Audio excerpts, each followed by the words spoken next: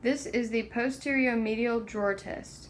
This is assessing posteromedial rotary instability. The patient will be lying supine with the hip flexed to 45 degrees and the knee flexed to about 90 degrees.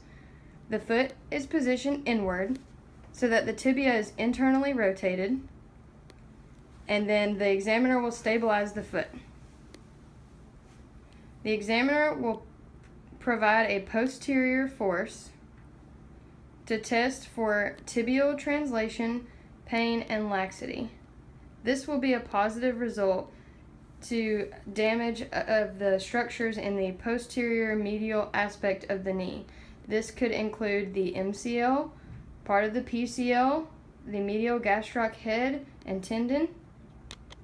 We did not find any numbers for specificity or sensitivity, but because this test is not routinely used.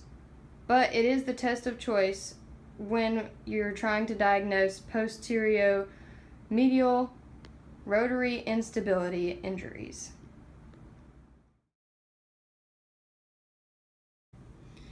This is the posterior lateral rotary instability test.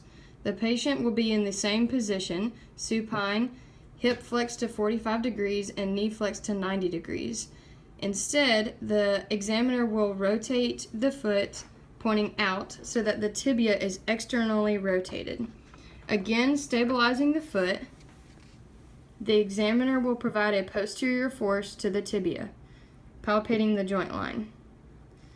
A positive indication will be a posterior tibial translation, pain or laxity, indicating an injury to any of the structures in the posterior lateral compartment of the knee, possibly the PCL, the LCL, the lateral gastroc head and tendon.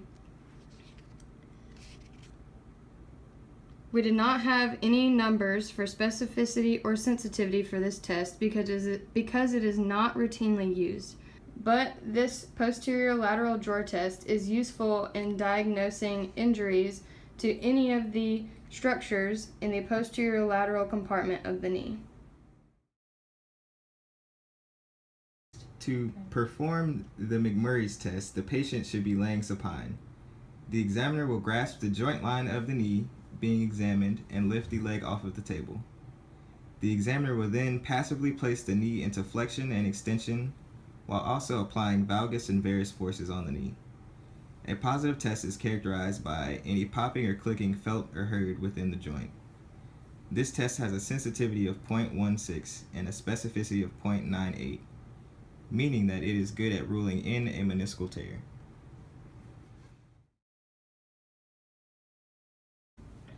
So this is the reverse pivot shift or Jakob's test.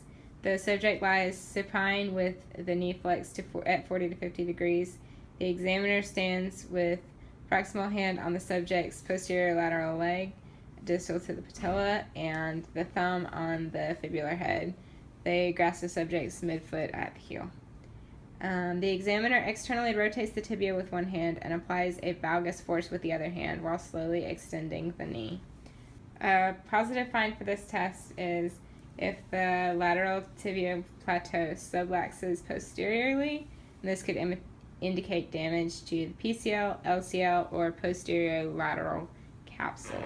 The specificity and sensitivity for this test the numbers are not available because this test is not commonly